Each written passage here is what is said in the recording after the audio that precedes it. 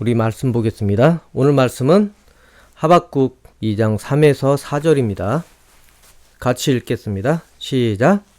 이 묵시는 정한 때가 있나니 그 종말이 속히 이르겠고 결코 거짓되지 아니하리라. 비록 더딜지라도 기다리라. 지체되지 않고 반드시 응하리라. 보라, 그의 마음은 교만하며 그 속에서 정직하지 못하나 의인은 그의 믿음으로 말미암아 살리라. 아멘. 쉬운 성경으로 제가 다시 읽어드리겠습니다. 아직은 그 말이 이루어질 때가 되지 않았다. 그러나 곧 그때가 올 것이다. 그 말은 꼭 이루어진다. 비록 더디게 이루어지는 것처럼 보일지라도 참고 기다려라. 그 일은 이루어진다. 미루어지지 않는다. 보아라, 그의 마음은 교만하여 정직함이 없다. 그러나 의인은 믿음으로 인하여 산다. 아멘. 여러분, 혹시 이런 문장 들어보셨습니까? 이미, 그러나 아직, 영어로는 already, but not yet 이런 말입니다. 약간 모순적인 문장입니다. 벌써, 그리고 아직, 이것이 공존하는 이런 문장입니다. 이 문장은 이 신학적인 유명한 명제 중에 하나입니다. 이 말이 유명해지기 시작한 것은 20세기 초 스위스 신학자 오스카 쿨만과 미국 신학자 게르하르더스 보스라는 사람이 개념을 정리하기 시작하면서 그렇게 되었다고 합니다. 그래서 이 개념이 20세기 신학자들 사이에 아주 중요한 신학적 개념으로 그렇게 정립이 되었다고 합니다. 이것은 제가 구글 제미나이에게 물어봐서 정리한 것입니다. 즉, 이것이 왜 그렇게 중요하냐면은 이미 종말이 왔다는 것입니다. 그런데 또한 아직이라는 것입니다. 그리고 또한 하나님 나라가 이미 왔습니다. 그런데 또한 아직이라는 것입니다. 서로 반대가 공존한다는 것입니다. 물론 종말의 시작과 그리고 끝을 그렇게 역설적으로 표현을 했을 수도 있습니다. 그런데 중요한 것은 우리가 지금 이 진행된 종말과 심판 속에 살고 있다는 것입니다. 그리고 그 진행 중인 종말 속에서 구원하심을 우리는 겪고 있다는 것입니다. 느껴지십니까? 이해가 되십니까? 피부로 와닿지 않을 수도 있습니다, 여러분. 세상 삶이 더 집중이 되다 보면은 그럴 수도 있습니다.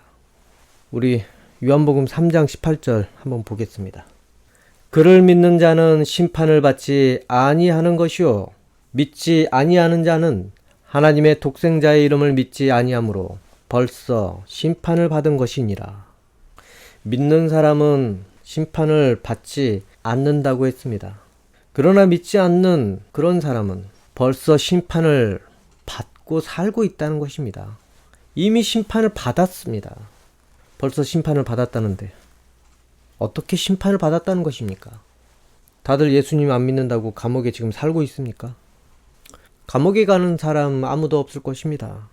바로 예수님을 믿지 않는 사람들은 이 세상을 사는 삶이 바로 심판이라는 것입니다. 체감하지 못하는 심판이라는 것입니다.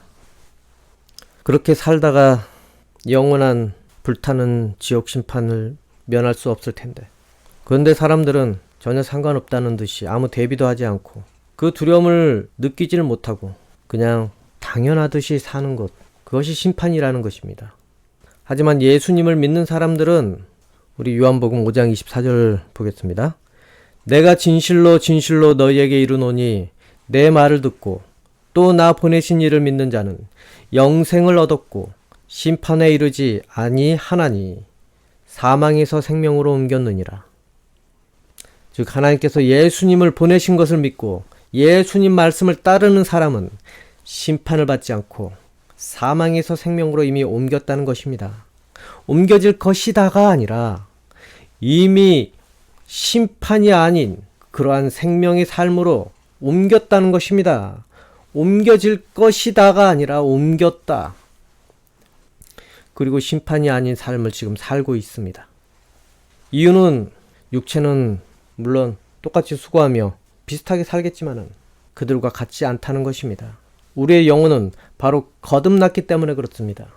우리는 사망에서 생명으로 옮겨진 그 영혼으로 살고 있는 것이 됩니다. 그런데 예수님을 믿는다는 것이 무엇이길래, 왜 예수님 이름을 믿는다고 해서 왜 심판을 면한 채 이렇게 살고 있는 것입니까? 예수님 이름이 무엇이길래? 요한복음 5장 22절 보면은 아버지께서 아무도 심판하지 아니하시고 심판을 다 아들에게 맡기셨으니, 바로 하나님께서 이제 심판 안 하신다는 것입니다. 그 심판을 다 아들에게 맡기셨습니다. 그래서 예수님을 믿느냐 안 믿느냐, 그 이름으로 인해서 심판이 결정된다는 것입니다. 모든 심판이 예수님으로 인해서 일괄 적용이 되게 되었다는 것입니다. 그 이름에 심판의 권세를 주셔서 그렇습니다. 그렇기 때문에 예수님을 믿는다는 것 그 하나만으로 모든 심판에서 우리는 구원함을 얻게 되는 것입니다. 현실의 삶에서도 구원함을 얻고, 그리고 아직 오지 않는 그 심판에서도 우리는 구원함을 얻게 됩니다. 그래서 사람들은 이미 그 인생 중에서 심판과 구원이 예수님 이름 때문에 그렇게 적용이 되며 살고 있다는 것입니다. 단지 세상 사람들의 삶과 차이점은 하나님께서 적용된 삶인지 아니면은 하나님께서 적용되지 않는 삶인지, 그거 차이입니다. 또 하나님 나라 안에서 사느냐, 그 차이입니다. 이 차이가 뭐가 대단해? 그렇게 물을 수도 있습니다. 하지만 너무나 대단합니다. 너무나 대단합니다. 바로 하나님의 말씀이 우리의 삶을 다스리게 됩니다. 그래서 하나님의 돌봄 가운데에서 이 세상을 살게 됩니다, 여러분. 이것이 똑같이 인생을 사는 것 같지만은 우리의 인생을 다스리고 있기 때문에 결국에는 우리의 인생이 흘러가는 방향이 그들과 완전히 다른 인생으로 그렇게 가게 된다는 것입니다. 세상 사람들 예수님을 알지 못해서 위로받지 못합니다. 위로받을 그런 대상이 없습니다. 어디다가 하소연할 수 있습니까? 결국 사람을 의지할 수밖에 없는데, 그런데 그 사람을 통해서 실망하게 되고 그것이 반복되는 것이 그 사람들의 인생입니다. 그렇게 살다가도 결국 기다리는 것은 최종 절망이 기다리고 있습니다. 그들은 그것을 모르니까, 그러한 삶이 대기 중인지 모르니까 정말로 불쌍한 삶입니다. 지옥 가니 얼마나 불쌍합니까? 그럼에도 우리는 그 불쌍한 믿지 않는 대상들을 어떻게 바라봐야 하겠습니까? 그들은 심판 중에 있는 대상으로 일단은 바라봐야 할 것입니다. 하지만 중요한 것은 결국 최종 심판이라고 섣부르게 판단을 해서는 안 되는 것입니다. 아직이라는 것입니다. 이 아직이라는 것이 지금 유효한 채 살고 있다는 것입니다. 그래서 어찌 해야 되겠습니까? 심판이 이 삶에서 멈추게 예수님 이름을 전해야 되는 것입니다.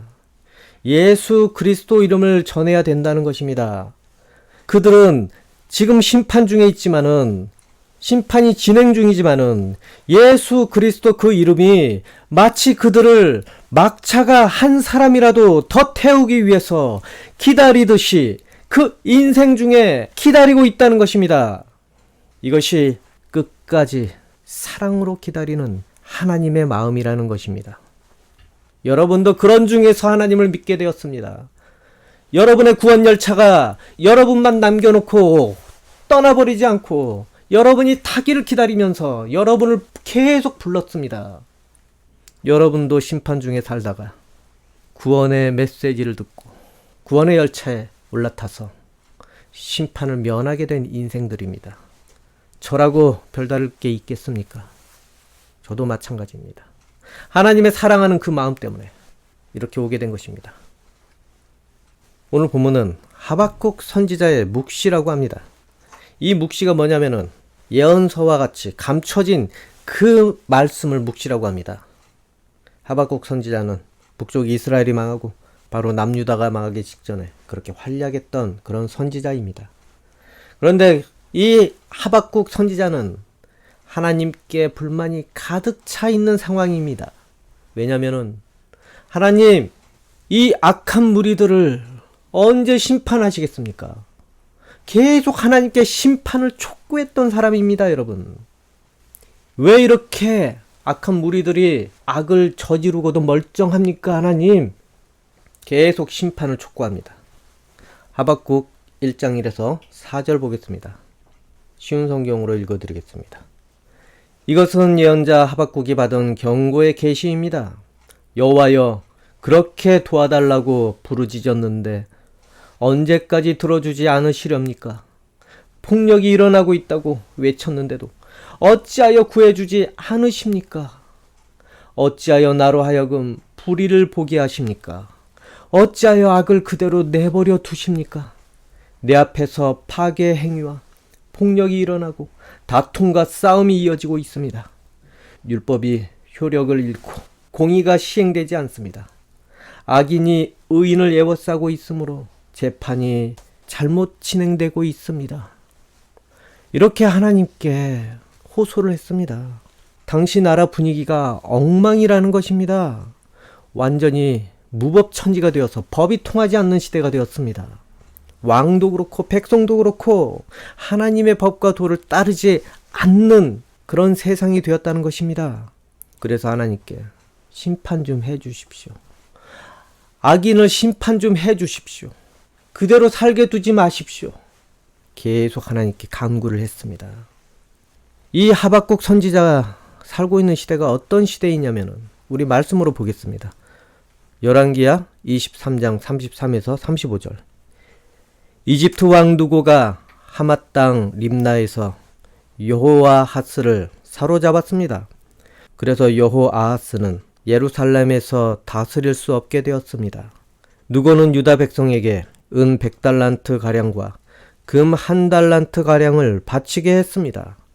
누고 왕은 요시아의 다른 아들인 엘리야김을 왕으로 세우고 그의 이름을 여호야김으로 고치게 하였습니다. 여호아하스는 이집트로 끌려가 그곳에서 죽었습니다. 여호야김은 이집트 왕 누고가 달라는 대로 은과 금을 주었습니다. 여호야김은 누고가 달라는 것을 채우기 위해 백성들의 재산이 많고 적음에 따라 세금을 매겨 은과 금을 거두어 드렸습니다. 그리고 예레미야 22장 17절을 보면은 그러나 네 눈과 마음은 정직하지 않은 것을 바라고 얻는 데만 쏠려 있어서 죄 없는 사람을 죽이고 백성들을 억누르고 그들의 것을 훔치고 있다. 이 말씀은 여호와 하나님께서 그 왕에게 하신 말씀입니다. 백성들을 억누르고 있다는 것입니다. 그리고 그들의 것을 계속 훔치고 있습니다. 무엇을 위해서 그렇습니까? 이집트 왕에게 바치려고, 느고라는 왕에게 갖다 바치려고. 그러니 하나님 보시기에 얼마나 악합니까? 그리고 백성에게는 깡패와 같습니다. 왕이 백성을 잘 다스려야 되는데 다른 나라 갖다 주려고 백성에게서 은과 금을 다 뺏으려고 하니까 얼마나 백성이 답답합니까? 게다가 그 왕 어떻게 왕이 되었겠습니까? 이집트 왕이 그를 세워줬기 때문에 왕이 된 것입니다. 원래는 여호아하스라는 그런 형제가 왕이었는데 이집트가 왕이 된 지 3개월 만에 그를 잡아가 버렸습니다. 그리고 죽였습니다. 그리고 이집트는 이 여호야김이라는 이 존재를 왕으로 세워버린 것입니다. 이름까지 지어줘서 그렇게 세웠습니다. 그러니 자기에게 왕시켜준 이집트에게 어떻게 해야 되겠습니까? 그들을 위해서 뭐라도 해야 되는 것 아니겠습니까? 그래서 아주 백성들은 죽을 맛입니다. 그러니 이 하박국 선지자는 하나님께 탄식을 하는 것입니다. 하나님, 세상이 왜 이렇습니까? 하나님이 계시는데 왜 이렇게 세상이 공의가 살아나지 않습니까? 어째서 저 악한 나라가 이 나라 백성을 그렇게 못살게 굴고 있습니까? 하나님, 왜 그것을 보고만 계십니까? 이렇게 하박국이 답답해서 하나님께 호소를 한 것입니다. 그런데 하박국이 답답해 할 만한 그런 근거가 있습니다. 불과 몇 년 전만 해도 나라가 이렇지는 않았습니다. 몇 년 전 그 나라를 다스리는 왕이 누구였습니까? 요시아라는 왕이었습니다. 그 왕은 우상도 없애버리고 율법책도 그렇게 찾게 되어서 정성을 다했습니다.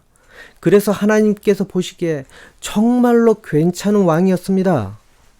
그렇기 때문에 선지자의 입장에서는 이제 뭔가 하나님께서 좋은 일을 우리에게 해 주실 거야. 그렇게 생각을 했는데 어떻게 됩니까? 이 요시야 왕이 그만 전쟁에서 이집트에 의해서 죽게 돼버린 것입니다. 그리고 그 아들이 왕이 되었는데 3개월 만에 이집트가 잡아가 버렸습니다. 그리고 죽였습니다.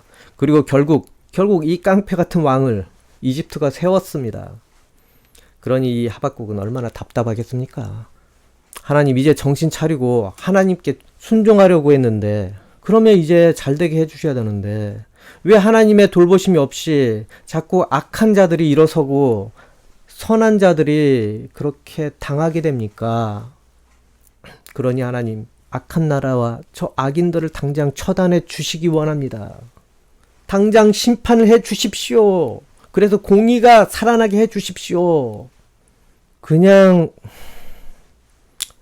단순하게 생각하면은 이 말이 참, 이 답답함이 참 맞는 것 같습니다, 여러분. 저라도 하소연을 아마 했을 것입니다. 그런데 중요한 뒷사정이 있었다는 것입니다. 그 이유는 바로 이미 하나님께서 이 유다 백성과 그 나라를 심판하시기로 결정을 하셨기 때문에 그랬다는 것입니다. 그래서 그 심판이 이미 진행되고 있었다는 것입니다. 열왕기야 23장 25에서 27절을 보면은 요시야와 같은 왕은 이전에도 없었고 그 뒤에도 없었습니다. 그는 마음과 정성과 힘을 다하여 여호와를 섬겼습니다. 그리고 모세의 가르침을 다 지켰습니다. 그러나 여호와께서는 유다를 향한 크고 무서운 진노를 거두지 않으셨습니다. 여호와의 분노는 유다를 향해 불붙었습니다. 그것은 므낫세가 저지른 온갖 죄 때문이었습니다. 여호와께서 말씀하셨습니다.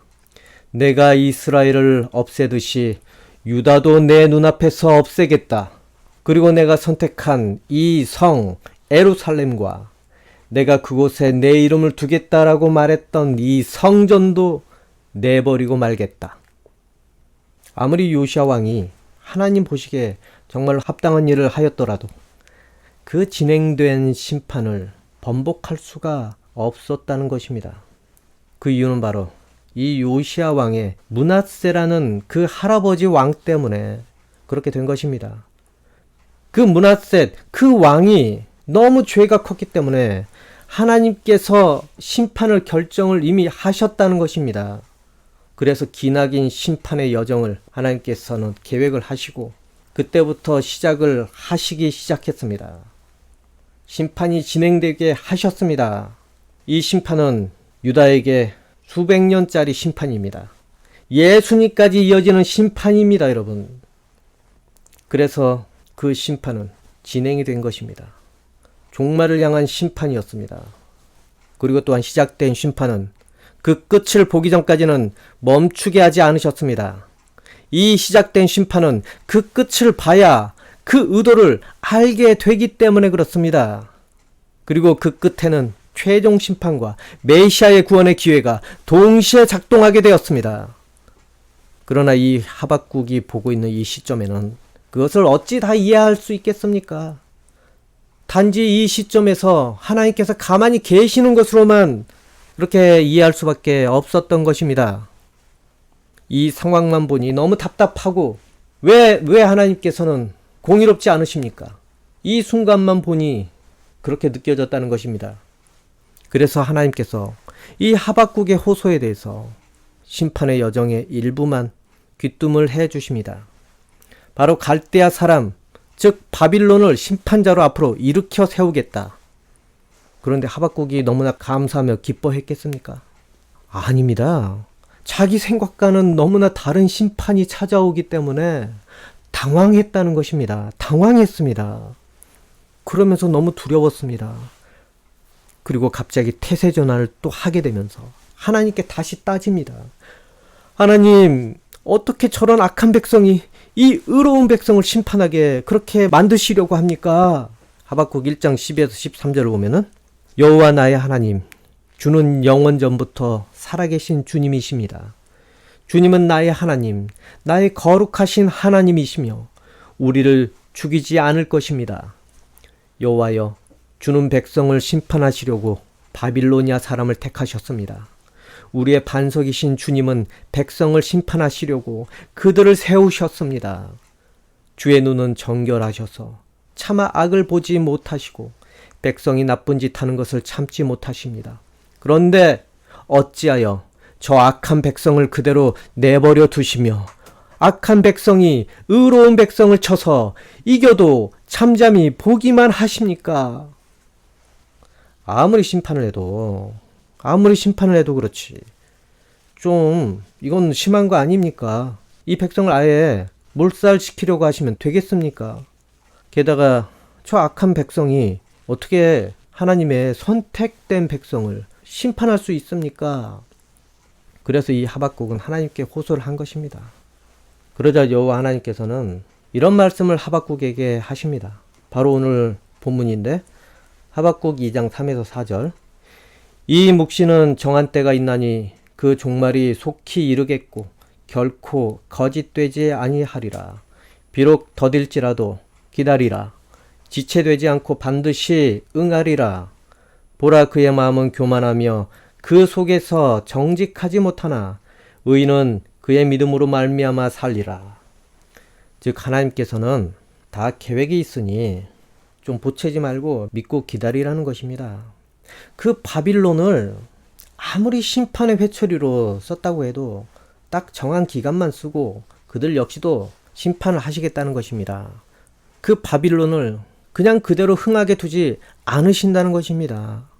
그리고 정말 너희가 의로운 백성으로 살게 된다면 결국 심판을 당할지라도 그 믿음이 있는 한 버림받지 않고 결국 구원함을 얻게 된다는 것입니다. 그러니 다는 말할 수 없지만은 믿고 기다리라는 것입니다. 그리고 이후에 어찌 되었습니까?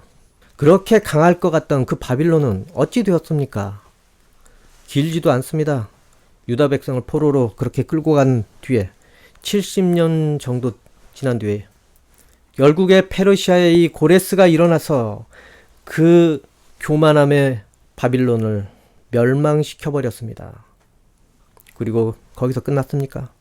하나님을 믿고 따르던 이 유다 백성들을 구원을 해주셨습니다. 포로에서 되돌아오게 해주셨습니다.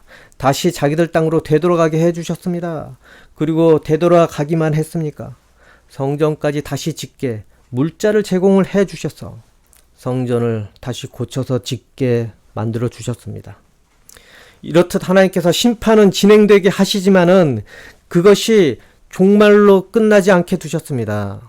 그리고 아무리 심판 중에 있다고 해도 동시에 구원할 계획까지 하나님께서는 생각을 하고 그것을 진행을 하신다는 것입니다. 즉 그들에게는 구원과 종말이 동시에 진행 중이었다는 것입니다. 그리고 이후에도 여전히 진행 중이었습니다. 거기가 끝이 아니었습니다. 아까 수백 년짜리 심판이라고 했습니다, 여러분. 수백 년짜리. 바로 메시아 예수님께서 오실 때까지 진행이 되었습니다. 그때 최종 심판의 결과를 보게 됩니다. 그리고 메시아의 구원이 그들에게 임하게 됩니다. 끝까지 하나님을 믿지 않고 신뢰하지 않았던 사람들과 하나님을 믿고 메시아를 받아들이는 사람들의 그 결과를 그때 보게 됩니다. 거부하던 사람들은 어찌 됩니까? 로마에 의해서 예루살렘의 멸망과 함께 같이 멸망으로 마감하게 되는 그런 신세가 되었습니다. 아주 그 땅에서 쫓겨나게 되는 그런 신세가 되었습니다. 그런데 하나님을 받아들이고 하나님을 믿는 사람들은 예수님을 믿게 되었습니다. 그래서 그들은 메시아를 보게 되고 메시아의 구원이 임한 그런 존재가 되어서 심판을 면한 존재로 그렇게 살게 되었습니다. 이 말씀을 인용해서 바울은 이런 말을 합니다. 로마서 1장 17절을 보면은 복음에는 하나님의 의가 나타나서 믿음으로 마음에 이르게 하나니 기록된 바 오직 의인은 믿음으로 말미암아 살리라 함과 같으니라. 그리고 믿지 않고 심판 중에 살고 있는 그러한 사람들은 어떻게 됩니까? 로마서 1장 24절. 그러므로 하나님께서 그들을 마음의 정욕대로 더러움에 내버려 두사 그들의 몸을 서로 욕되게 하게 하셨으니 바로 그들 마음과 눈을 어두운 채 두게 하셨다는 것입니다. 그래서 심판이 그 인생 중에 진행되게 두셨다는 것입니다. 그때 유대인들은 그렇기 때문에 보아도 보지 못하고 들어도 듣고 깨닫지 못하게 된 것입니다. 그래서 그 심판의 열매를 마침내 먹게 두셨습니다. 하지만은 하나님을 진정으로 믿는 사람들은 하나님께서 예수 그리스도를 믿게 하셔서 심판에서 구원으로 옮겨주셨습니다. 그들은 구원받은 백성으로 결국에 살게 되었습니다. 여러분, 이처럼 우리는 하나님께서 하시는 일을, 하나님께서 계획하신 것을 우리는 다 이해하지 못합니다. 하지만 우리가 알아야 하는 것은 하나님의 그 계획의 중심에는 바로 이 믿음이라는 것이 위치해 있다는 것입니다. 그래서 우리가 이해하든지 못하든지, 우리가 알든지 못하든지 간에 그래도 하나님께서 하시는 일에 대해서 믿는 마음으로 신뢰하면서 하나님께서 응답하실 것을 감사함으로 기다려야 한다는 것입니다. 하나님께서는 예수님을 믿는 그런 한 사람 한 사람을 의인이라 그렇게 칭하면서 어떻게 해서라도 망하지 않게 돌봐주십니다. 어떻게 해서라도 살게 도와주십니다. 그리고 모든 문제들을 해결을 해 주시려고 하십니다. 하지만 물론 삶을 살면서 어떻게 답답한 일 하나 없겠습니까? 세상 돌아가는 상황을 보니 정말 또 답답하기도 하고, 자기 주변에 생긴 그런 상황을 보니 또 때로는 너무 답답할 때도 있고, 그래서 생각만 해도 괴로울 때가 있을 것입니다. 또 원망스러울 때도 있을 것입니다. 그러나 우리는 결국 하나님을 믿는 믿음이 있다면 그럼 답답함 중에서도 우리는 넘어지지 않게 됩니다. 또 넘어졌다고 하더라도 다시 일어설 수 있게 만들어 주십니다. 마가복음 11장 22에서 24절을 보겠습니다. 예수님께서 대답하셨습니다. 하나님을 믿어라. 내가 너희에게 진정으로 말한다. 누구든지 이 산을 향하여 뽑혀서 바다에 던져져라 하고 말하고 마음속에 아무 의심 없이 말한 대로 될 줄을 믿으면 그대로 이루어질 것이다. 그러므로 내가 너희에게 말한다. 너희가 기도하고 구한 모든 것은 받은 줄로 믿어라. 그러면 이루어질 것이다. 그리고 말씀 한 구절 더 보겠습니다. 이사야 65장 24절. 그들이 부르기도 전에 내가 대답하겠고 그들이 미쳐 말을 마치기도 전에 내가 들어주겠다. 여러분, 믿음이라는 것은 내 상식선에서 될 것이라고 확신을 가지고 그렇게 믿는 것이 아닙니다, 여러분. 물론 그럴 수도 있겠지만 이 믿음이라는 것은 하나님께서 그럴 능력이 있다는 것을 신뢰하는 것을 믿음이라고 하는 것입니다. 그러니 어찌해야 되겠습니까? 하나님께서 나를 아주 내버려 두지 않으시고 반드시 내 간구에 대해서 귀를 기울이시고 고민을 하시고 응답을 해 주신다는 것을 믿어야 한다는 것입니다. 그 믿음의 근거는 바로 하나님의 사랑입니다, 여러분. 방금 읽은 이 이사야 말씀 65장은 앞으로 새하늘과 새 땅으로 이 세상이 새롭게 된다는 그런 예언입니다. 여러분, 이것은 예수님을 통해서 이미 실현 중에 있습니다. 또 그리고 여전히 아직입니다. 이것은 하나님 나라를 말합니다. 그런데 그것은 이미 왔습니다. 그리고 새로운 나라가 이미 우리 중에 진행 중입니다. 그렇기 때문에 이것을 믿는 사람 중에 그 나라는 그렇게 새로움으로 진행되게 되어 있습니다. 그 일을 누가 하십니까? 누가 우리를 계속 새롭게 하십니까? 성령께서 예수님을 믿음으로 그렇게 오신 이후에 우리 안에서 그렇게 작업을 하고 계신다는 겁니다. 그래서 그 성령께서 우리의 필요와 우리의 마음을 모두 아시고 하나님께 중보기도를 계속하고 그리고 우리의 상태를 하나님께 아뢰게 됩니다. 여러분, 그렇기 때문에 여러분이 간구하기도 전에 하나님께서는 이미 성령을 통해서 다 듣고 응답을 해 놓으신 상태입니다. 그리고 우리의 기도와 더불어서 그것이 응답의 과정으로 진행이 되게 됩니다. 단지 우리는 그 시기를 알지 못하기 때문에 투덜거리고 답답해하기도 하고, 왜 이렇게 응답이 없고, 왜 하나님께서 아무것도 안 하시지, 왜 안 들으시지, 그렇게 낙심도 하겠지만은 하나님께서는 우리가 몰라서 그렇지, 우리가 느끼지 못해서 그렇지, 여러분께서 말하기도 전에 이미 응답을 진행을 시켰습니다.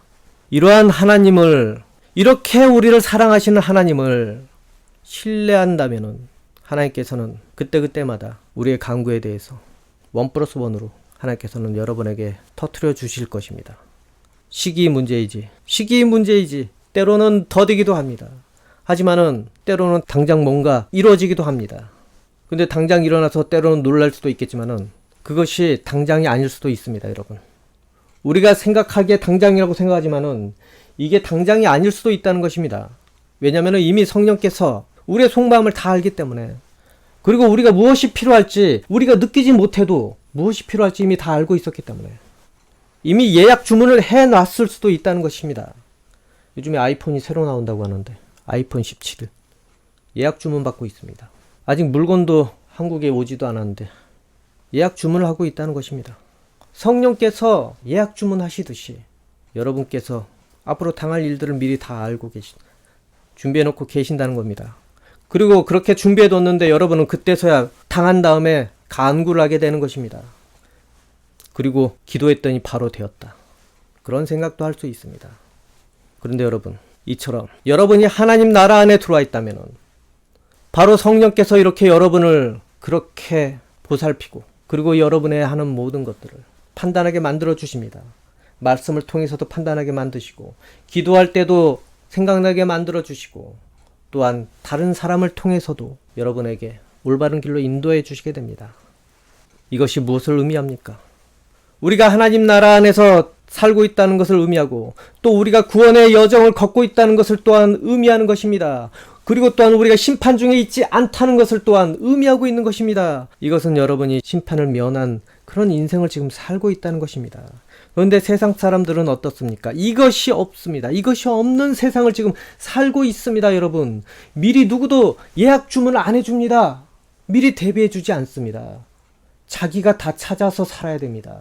그리고 혹여나 운이 좋아서 자기를 잘 챙겨주는 사람이 옆에 있어서 그렇게 해줄 수도 있겠지만은 누가 그렇게 해줍니까? 세상이라는 것이 다 자기 챙겨 먹기도 힘든데 이처럼 세상 사람들은 성령의 돌보심을 받지 못하고 그렇게 죄를 통해서 징계를 당한 채 그렇게 살게 됩니다. 그럼에도 불구하고 그들은 그게 심판인지도 모르면서 자기 마음대로 살게 된다는 것입니다. 하나님께서는 그들을 그렇게 살게 내버려 두셨습니다, 여러분. 그래서 세상 사람들은 자기 정욕대로 그렇게 살게 두신 것입니다. 어찌 되겠습니까? 자기가 뿌린 대로 거두게 될 수밖에 없습니다. 하지만 우리는 어떻습니까? 우리는 하나님 나라 안에 들어와 있기 때문에 예수님을 통해서 보혈의 피가 흘려졌기 때문에 그래서 그 은혜 덕에 우리가 베풀지도 않은 사랑을 받으면서 그 은혜로 먹고 살게 되었습니다. 그러니 여러분, 이 인생에 이미 허락하신 이 구원에 대해서 정말로 감사하며 사시기 바랍니다. 그리고 또한 너무 조급해서 하나님 왜 가만히 계십니까? 왜 안 들어주십니까? 그러면서 하나님을 원망하고 떠나지 않기 원합니다. 하나님께서는 여러분의 모든 것을 말하기도 전에 이미 다 듣고 감지하고 계신다는 것입니다. 반드시 그것을 믿고 하나님의 사랑을 반드시 믿고 내 응답이 늦든지 빠르든지 간에 이미 그것이 출발했다는 것을 받아들이고 그리고 어떻게 이것이 실행될지 그것만을 기대하시면서 하나님을 믿고 따르시기 바랍니다. 그 응답의 과정이 좀 길 수도 있겠고 아닐 수도 있겠지만 어찌 되었든 간에 하나님께서는 여러분을 사랑하셔서 지금 구원의 과정을 겪게 만드시고 계십니다. 그래서 여러분에게 이미 구원이 진행된 상황으로 그렇게 살게 만들어 주셨습니다. 그렇기 때문에 여러분께서 이미 기도했던 것은 이미 응답이 실현 중이라는 것들을 반드시 잊지 마시고 그러니 기억나든지 아니든 간에 하나님께서 여러분을 구원하시기 위해서 부르셨고 사랑하시기 때문에 여러분을 은혜로 대하고 계신다는 것을 그렇게 받아들이시고 감사함으로 이 인생을 살기 원합니다. 이 허락된 구원의 인생을 살기 원합니다. 그리고 심판 중에 있는 여러 사람들에게 구원의 인생으로 초대하는 여러분이 되기를 원합니다. 기도하겠습니다. 하나님 아버지, 우리가 하나님의 그 응답에 대해서 시기로 기준을 정해서 때로는 원망도 하고 때로는 신뢰가 떨어지기도 하고 때로는 믿음이 흔들리기도 하고 그리고 시험에 빠져들기도 합니다. 아버지 하나님, 우리가 더딜지라도 하나님께서 반드시 그것을 이루어 주신다는 것을 믿고 기다릴 수 있기 원합니다. 우리에게 인내를 주십시오. 그리고 분별력을 주십시오. 우리에게 모든 것을 알려주고 말해 주지는 않았지만은 하나님께서 뜻하신 바가 있다는 것을 그렇게 믿고 하나님의 뜻을 존중하면서 결국에 하나님께서 주시는 것에 기쁨과 감사로 받는 날이 오기를 원합니다. 예수님 이름으로 기도합니다. 아멘.